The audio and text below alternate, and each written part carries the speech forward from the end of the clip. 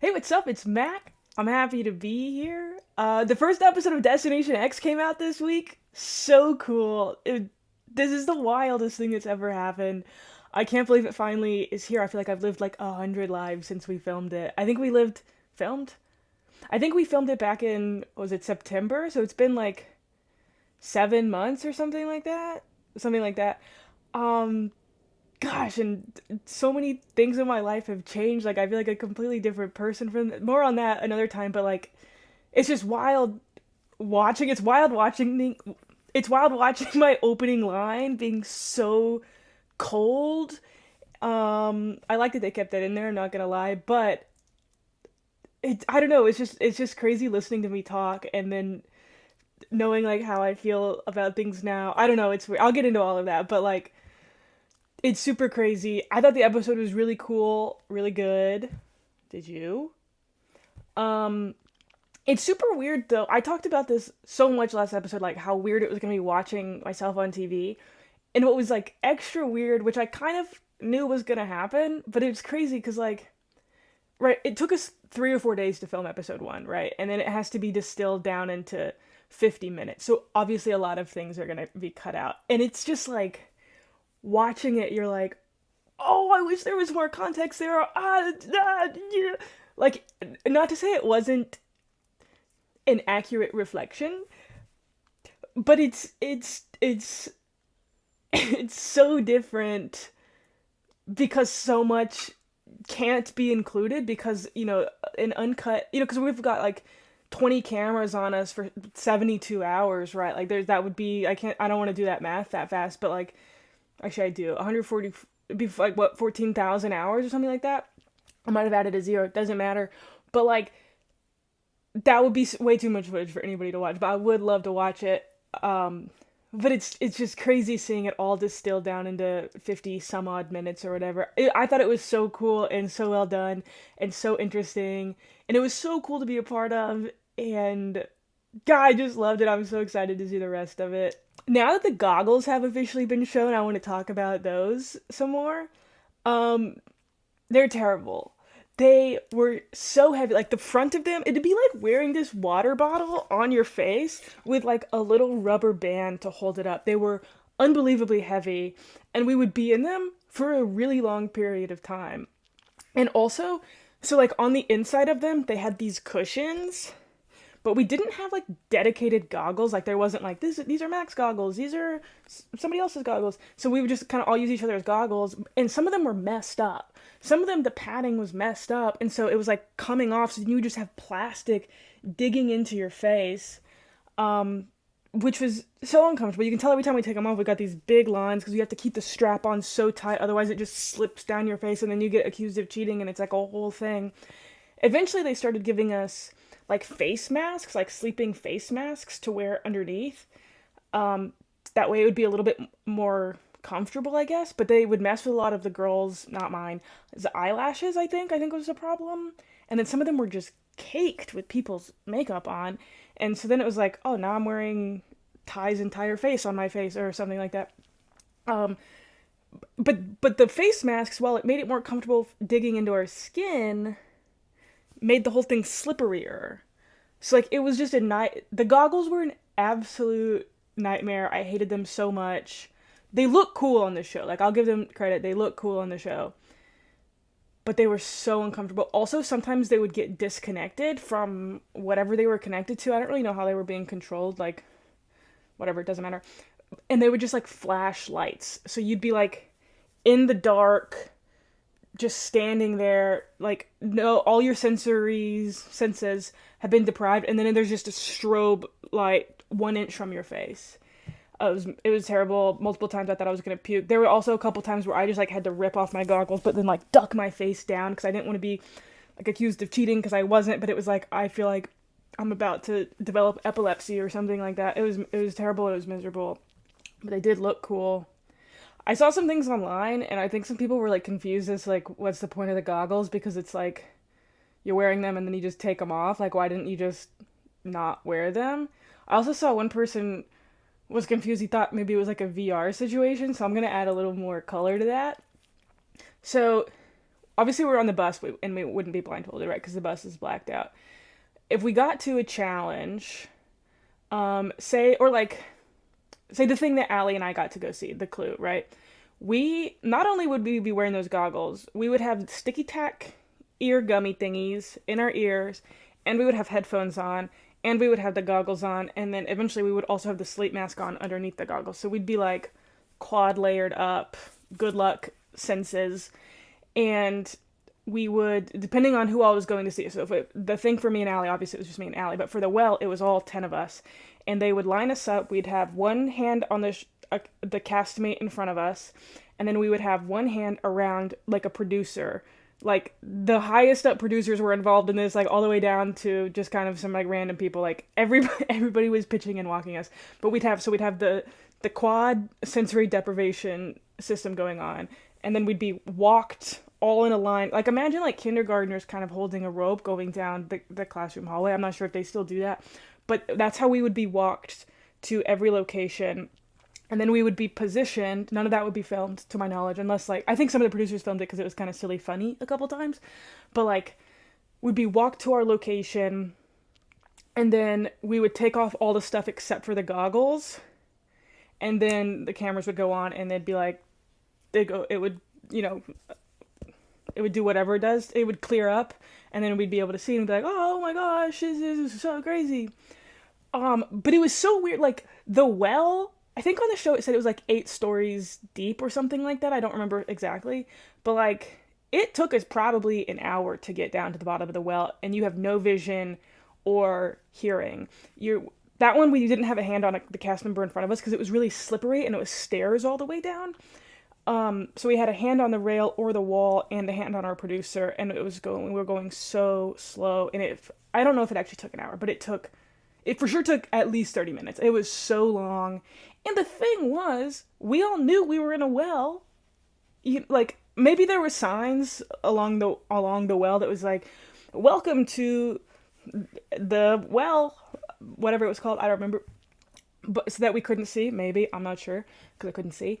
But, I don't know, like, there were sometimes where it was like, okay, this is kind of silly, like, I know I'm in a well. And then it was worse, because then Biggie and I had to immediately walk right back up. So it's like we did all of that for nothing. There was no need for me and Biggie to ever be in the well, but whatever. But yeah, that was the deal with the headphones or with the goggles. And so like, yeah, we'd put them on the bus, be walked somewhere, and then we would take them all off. We weren't being transported. There was no element of VR.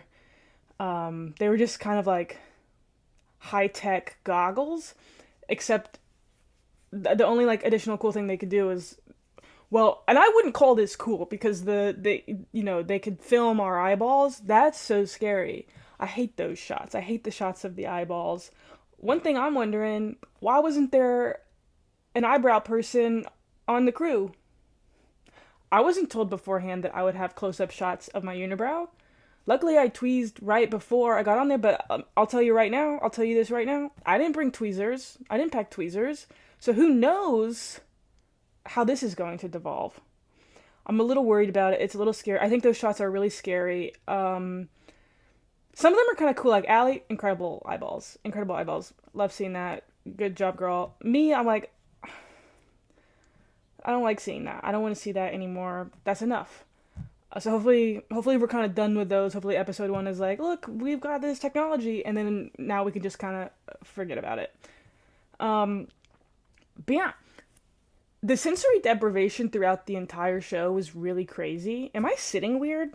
I just became aware of my whole body. We're just gonna run with it. What was I saying? Oh, the sensory deprivation was super weird because we never saw or heard anything that wasn't curated for us. Like, I've heard some people, or like when I've like explained the show to friends, they would be like, why don't you just like look around or like ask someone in the street where you are? And it's like, holy shit, if only I thought of that. If only every single person on the bus had thought of that, maybe we would have. What are you talking about? We couldn't do that, obviously. Like, even the thing that Allie and I were at, the Volterra ruins, apparently, we weren't allowed to turn around. Like, we couldn't, like, I've seen stuff that was like, why didn't they, there was clearly a street behind them, why didn't they just turn around and look at the license plates? We couldn't. We had to face forward. Like, we were told, face forward, this is all you're allowed to look at. When Biggie and I were running through the towns, there was a time, I don't know if I'm allowed to say this. I'm gonna say it. That I was running around trying to look at other things, trying to get a clue, like trying to figure out what town we were in, because like clearly it's a touristy town, which means the town name is going to be on little souvenirs. And so I was like, if I can just get a peek of that, then who gives a shit about this challenge? And then I got yelled at for doing that. And also, we were in Orvieto, which is not Rome, so it didn't matter anyway, even though I did figure it out. But anyway, we weren't like, yes, Biggie and I could do one of these numbers, look around in that town, but like everything else, all of the other challenges, pretty much you couldn't move. Like you weren't just like, go find a shop, like good luck. It wasn't like that. And there were, like, they didn't close the town for us to film in. So there were people, and like I could tell that they were Italian. You can hear them talking. But like if I had stopped the challenge and been like, "Buongiorno, where are you from?" or whatever, I would have immediately been kicked off the show. Like, that's not allowed. That was very much against the rules, so we couldn't do that. And like there was never a situation, like say hypothetically we're in Paris, they didn't just put us downtown Paris and you're like, oh shit, Eiffel Tower, I wonder where that is. Like that wasn't how this works. Anyway, I'm getting ahead of myself. But people have been asking like, oh, why don't you just look around? And that was the premise of the show, is that you cannot do that. So hopefully that's answered now. But yeah, just being sensory deprived in general was like really weird. Like, that's obviously the point of the show, right, going in, but like I've never been in a situation where I couldn't see the outside for so long, because like even like at night or whatever, like we were never like, so we know the first destination X is Rome, right? We weren't then like, okay guys, you're in Rome, like let's all go have dinner. It wasn't like that. We were never told where we were, and so we never got to just like be free. It was like constant curation almost, which was crazy and strange. And like there was a time where we like had to beg producers, like there was a therapist who was traveling with us, and like multiple of us were like, you got to tell them that we need to be able to see the sun, like because we like sometimes we drove for multiple days, and like you don't get outside, you don't get to touch grass, you don't get to see the sun, you don't get to feel the sun. All you do is just sit on a bus and talk to each other. And we had to beg for sun. We eventually got it. They were very accommodating. We begged for grass. They gave us grass at one point just for us to like put our feet in. But just being sensory deprived in general was really weird and hard, and was like kind of a confusing thing coming back. Like one big thing that some of us did on the show, and Biggie talked about it in episode 1, was we would track the sun, right? Because on the bus you couldn't see out the windows, but you could tell which side of the bus the sun was on, so you knew if you were traveling northeast, south, or west. Unless it was super overcast, and then that would really throw us off. But yeah, so, every 30 seconds, every minute, we're sun. Okay, we're going north. Okay, we're going north. Okay, we're turning. Okay. And we would have all of this in our brain, which was so much to keep in your brain. Because another thing is they wouldn't give us paper or pens, which I think would have dramatically changed this entire game. Because it was very difficult to remember, okay, we traveled north for 2 hours, then we went east, and blah, blah, blah, blah. And then the other thing is, you don't know where you're coming from, which is crazy. Like, this first episode, I did not think we were in Rome. In fact, I thought the one place that we weren't was Rome. I was, like, I watched other versions of the show. There's a French and a Belgian, and I think some other version of the show. And it was so much more difficult than our version. And like first of all, they had, in some instances, had to find really, really specific locations. And then also, their show was way trickier. There was like way more red herring. So I came into this being like, if it seems obvious, then it's not that. And so Allie and I get dropped off at Roman ruins, and I'm like, okay, well then we're not going to be in Rome, because that's going to be what everybody else thinks, and it's going to be trickier than that. I should have remembered that this is for an American audience, and of course it's going to be dumbed down. But anyway, I knew we weren't in Rome. And also the clues for Rome were so bad. I'm sorry, producers. Those were so bad. Columbus, he's from Genoa. Romeo and Juliet, that's Verona. What were some other ones? Wine? Yeah, I'm sure they have it in Rome, but Rome, I wouldn't say is known for wine. That's Italy in general. Um, there was another one that pissed me off. Oh, Pinocchio. That's like Tuscany.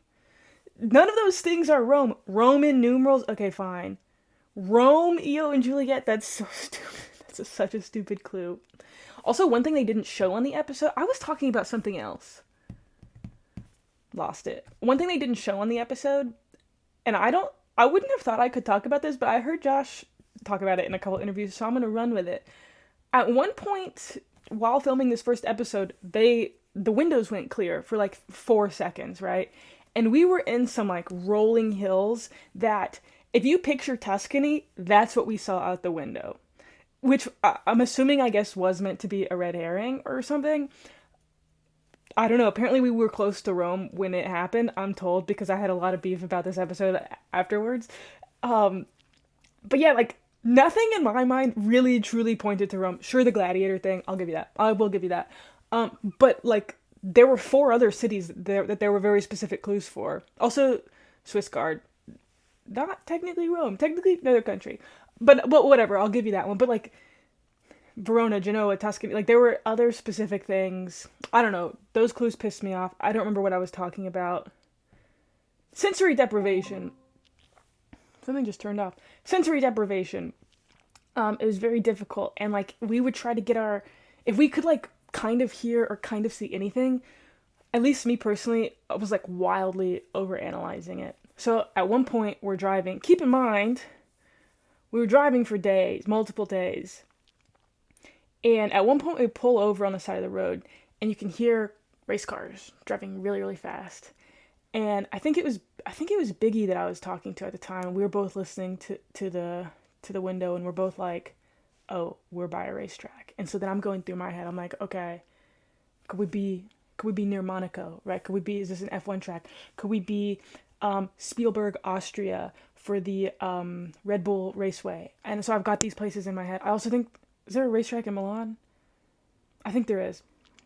I think there is. Anyway, so we could hear these cars racing, and we're like, "Oh, this is a massive clue, like finally we can hear." The producers are stopping the bus just so we can listen to these race cars, like, and other people aren't catching it, they're in conversation, and I can't, I think it was Biggie, but it might not have been. We're like, holy shit, like, we're the only people getting this clue right now. And so then I had that going into my mind for the whole rest of the couple of days, thinking like, okay, we are near a very famous racetrack. Turns out we were just pulled over on the side of the highway, and those were not race cars. It was just the normal highway. But being sensory deprived, like, anytime you got your hands or ears or whatever on anything, you were like, "Oh, I gotta, this means everything to me." Anyway, turns out we were in Rome. Whatever. Stupid. I'm pissed. I don't really know where I would have placed my ex, to be honest. I wasn't fully buying Milan. I kind of thought we were in like Tuscany-ish area, but I was so confused and so grateful to not have been put into the map room. Shout out Allie, for saving me. Another thing I've seen people asking questions on is the bathroom situation, and I would like to discuss that. We had a bathroom on the bus. You were only allowed to go pee on it. And let me tell you, after one day, that thing smelled horrible. It was so gross. It was so terrible. For some reason, I've never had a more active bladder in my entire life than when I was filming this show, and I feel like I was going to the bathroom every 30 minutes. And you would come out of that bathroom and you would smell so bad. Like, it's like an airplane toilet, like an airplane lavatory, if you will. And it is just the gnarliest, most specific smell. At one point, it stopped flushing, and it was like just a buildup of toilet paper. It was so disgusting and so atrocious. And the water would like barely work. Like, you could like kind of wash your hands like with a drop and like had to spray. It was terrible. The bathroom was terrible. But if you had to poop, this is what you had to do. Since we had microphones on, obviously. So you could be subtle about it, and you could be like, "Yeah, we need to pull over. I gotta poop." Or you could be, we got very comfortable with each other, and so then eventually it was just kind of like, "Yo, I gotta shit, pull the bus over," something like that. And so they had a whole separate truck for poop. And we called it the shitty shuttle. Um, sometimes we would say, I want to drop a beef in the bucket. Shitty shuttle would pull up. You'd be fully goggled and headphoned up and mic'd up. And you'd be escorted to the shitty shuttle. You drop your beef in that bucket, and then you'd get back on the bus. It was, but yeah, so that was the bathroom situation. People were asking about that. Food situation too. People were also asking about. We had caterers, so like we weren't popping into local restaurants. And they traveled with us. We had a whole caravan of like 50 something vehicles, I think, and a couple hundred people. I think I'm hoping I'm not making those numbers up, but so yeah. Also, like if we needed, like, if we ran out of shampoo or something, we would tell a producer. They would run to the store, get a bottle of shampoo, take all the labels off of it, so you had no idea, obviously, like what country you were in, because that'd be a huge giveaway. But that's kind of how like things were taken care of. Is there were runners, there were caterers, there was a shuttle for shitting. I'm getting ahead of myself. Let's take it back to the top, okay? The episode starts in Antwerp. That's where we take off from. I don't think it shows us taking off, but we started in Antwerp. And so we were on the plane for like an hour. If you were sitting on one side of the plane, you had a bit of an advantage because you could see where the sun was. The sun was on the left side of the plane. It was the morning time, so that meant we were flying south, and then it kind of turned a little bit, so we were flying southeast.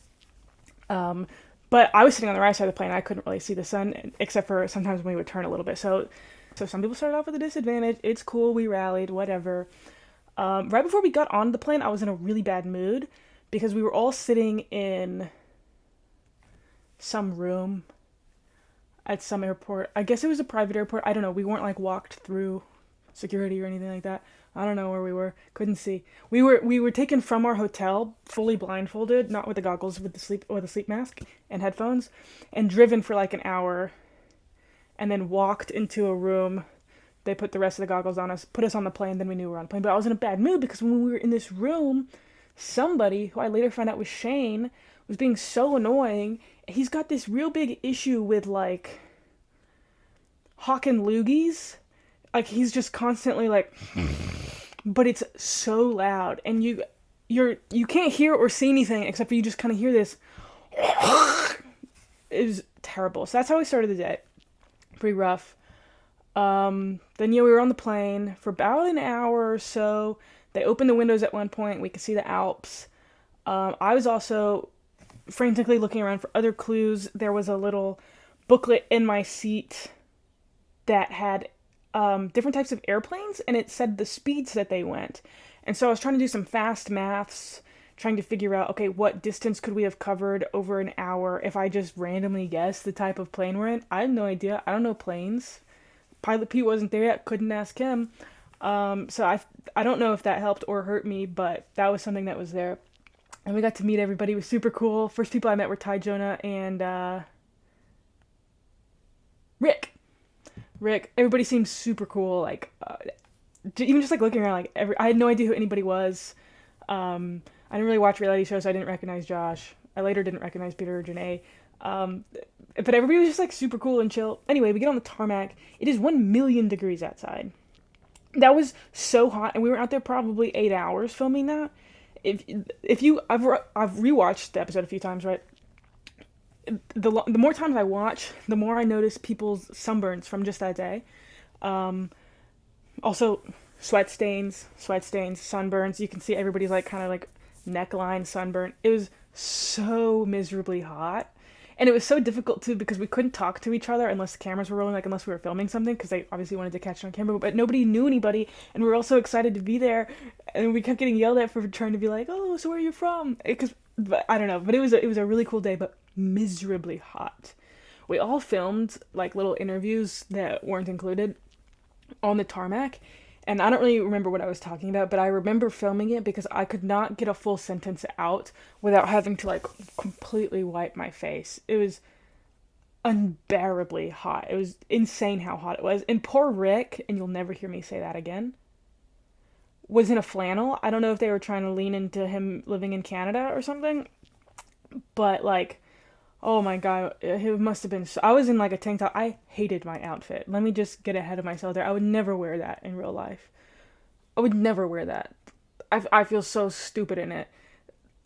And I don't want to complain too much about people and things, but I would never wear that. And I felt like such a goof. It does not feel like me at all. I hated that outfit so much. Luckily for the rest of the show, I think I mostly am wearing clothes that I actually like. But I hated that outfit. Felt like a dork in it. Whatever. That's doesn't matter at all. It was really hot. Is all that matters. Then Jeffrey Dean Morgan pulls up. I never seen that man in my life. It was crazy because I was standing next to Allie and we were having very opposite experiences. She was. I don't even know. I don't know if I even have words to describe how Allie felt about Jeffrey Dean Morgan. Over the moon, and that's putting it so PG. I legit thought he was part of the crew. I had no idea that he was the host. I'd never seen that man in my life. I'm sorry to that man. Denny Duquette, that man I know. I didn't realize it was the same person until after we were done filming the entire show. I had absolutely no idea. But he was a cool guy. He was a good guy, funny guy. I think he did a great job, like watching him as the host, like watching it back. I think he did a great job. But yeah, like him pulling up on the motorcycle, Allie's pissing herself, and I'm like, I don't even think like, are we rolling? Like I don't even, very different experiences. It was funny, but he was a cool guy. Okay, so yeah, first challenge, Allie and I win it. Barely. Oh my gosh, imagine how embarrassing that would be if we combined our tags and Biggie still won. That would have been humiliating. I would have been so embarrassed. Thank God that Rick dropped that sausage. Holy shit. But yeah, then Allie brings me along for the clue. Thanks, girl. Would have been crazy if you didn't. But love ya. I wish we'd gotten a different clue. That didn't help me at all. That only kind of messed me up. Cause like, I saw Roman ruins and was like, okay, we're probably like in Croatia. Like, I thought they were queuing us up to take us to Pula, Croatia, and show us the Pula amphitheater, and then everybody else was gonna think it was the Colosseum, except for me, being a genius and having been to Pula and to that amphitheater. Also, went to a concert there. It was so sick. Saw Imagine Dragons there. I wasn't an Imagine Dragons fan. Actually, I went to AJR, who's opening for Imagine Dragons. But I'll tell you what, I'm a fan of Imagine Dragons now. It was an incredible show. Super cool amphitheater. But most importantly, I was hoping that's where we were going and that the Roman ruins were just a red herring because the Romans were everywhere. Also, this was like 300 or 200 miles away from Rome. I don't know, whatever. The clue pissed me off. I didn't get anything from it. Second challenge, I crushed. Kind of a lucky crush, to be honest. I cannot believe Vicky told me in that moment that he had touched the coin and been really close. I didn't realize he fully grabbed the coin. Like, fully grabbed it to the point where I'm shocked they didn't call it. Like, oh, you got it. But it was so hard to find. We were in that Pinocchio store for probably 10 minutes. And you thought we made a mess. It was way worse. It was way worse the mess we made in that Pinocchio store. Biggie and I were behind the counter. I think Biggie at one point went through the register. Like we turned that store inside out, and it was just right there at the front the entire time. Very embarrassing for both of us. Also very embarrassing. Both of us got the riddle wrong for the second one, but then stumbled into the right place apparently, as it so happened. And then the Roman numerals. Kind of got lucky there. I think Biggie actually had the right key in his hand, but he had just tried another key, so then it ended up being my turn. But so that was very lucky. What they didn't show, and I'm pissed about, is they made me run up all 154 or whatever feet stories. There was like a 15. Oh, I might be being dramatic. It was a lot of stairs, and they made me run up it to go ring the bell. And guess what? They didn't include me running up the stairs. I was dripping in sweat, which is probably why you didn't see much of me at the top, because I was up at the top for a long time hooting and hollering, but I probably looked insane and crazy because I was so sweaty because I just ran up 20 flights of stairs and they didn't include any of it. It pisses me off. But it's okay, because I won. Incredible. I was very proud of that victory. Unfortunately, those clues didn't help at all. As I said earlier, none of those clues really tell me Rome, except I will concede the gladiator one, but we thought that was a Mickey Mouse hand. I thought it was a Mickey Mouse hand. I don't even remember Jonah saying the gladiator thing, to be honest. Clearly he did. It was on camera, and he's doing this, so like it wasn't like they dubbed over it or something. I don't remember him saying that at all. I remember seeing that coin with that white with the glove, and it was like Mickey Mouse. What does Mickey Mouse got to do with Italy? I don't know. It was very confusing. I'm so grateful I was not in the Mack room.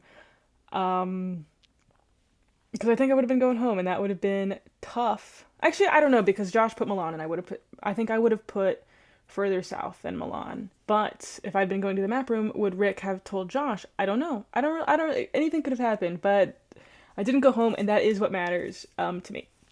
So sorry, Josh. Josh was cool. Wish he'd stayed around longer. He was also very loud, and also he did not like me. So maybe I don't feel that way. I like him a lot now as a person. Like, I think he's a really good guy. On the show, I don't think we would have got along, as it turns out, based on things that did happen that were not included. So maybe I am actually happy he went home. But as a person, love you a lot, Josh. You're super cool. He's not gonna watch this. I think that's kind of the whole episode. Is there more? I'm super excited for this next episode. I'm told it's very cool. And I'm very interested how certain things are going to be portrayed. I'm interested how they're going to show certain things. Because it like, I think visually this next episode is probably going to be the coolest. Like, even just like in the trailers and in the previews, it looks so sick. And I can't, because we didn't really get to see much of it in real life, I'm so excited to get to see the camera shots or like the drone shots and stuff like that. Like, I think it's going to be so sick. So absolutely watch next week. But before I get to my closing statements, I do want to say it was so weird watching myself on TV. Why am I sitting like this? Anyway, like, I knew it was going to be weird. Because, like, even just, like, watching myself in little videos, when I was editing this podcast last week, I was like, this is tough. This is tough to watch. I don't like looking at my face. I don't like hearing my voice. But on the show, I sound like a nasally little weasel. Do I sound like that? I don't know. It was a tough listen. I feel like my voice sounded like a dork, but my posture was very, like, I'm a manipulator. I don't know. It was weird. That's all I can say. But very cool. It was very cool. I had a bunch of friends come out. Allie and Rachel and I had a little watch party.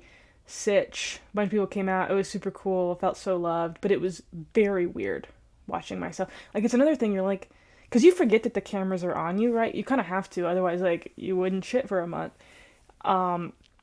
And you just kind of, like, are acting normal. Like, if somebody's filming me, like, a video, I'm, like, very aware of, like, how I'm sitting and how I'm standing because, like, I'm doing something for the video. You kind of forget that the cameras are on you, or at least I did. I feel like a lot of people didn't, actually, because I feel like a lot of people were kind of always in performance mode. I was just vibing with my friends is kind of how I felt. And you'd forget, and then I'm, like, looking at myself sitting, and I'm like, how do I have, like, a back spine? It seems like my whole back should be broken the way I'm sitting like this. I don't know, it was very weird. I didn't like watching that. I don't like watching myself move. I feel awkward. I did notice on the tarmac that I was one of the fastest runners, so go back and check that out, because there's been a lot of clips of me running on this show, and I'm gonna be making that my whole personality. And then I saw that I was in, like, third place, very close to being in second place. And let me just say Shane has like 8 inches on me, so of course he's gonna be faster, which means I'm like pretty much basically the fastest. If you boil it down to like leg length per speed, I'm the fastest one, and so that's pretty cool. That's not relevant. That's not important. It's weird watching myself, and I like it in a narcissistic way, but also I hate it in a person way. Again, what am I doing with my hands?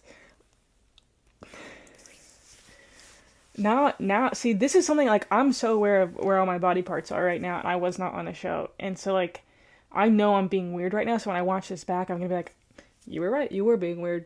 You guessed it. But on the show, I was never aware. But that's okay. Weird being perceived. I saw on Twitter, Somebody said that was creepy and unlikable. Actually, many people said I was unlikable.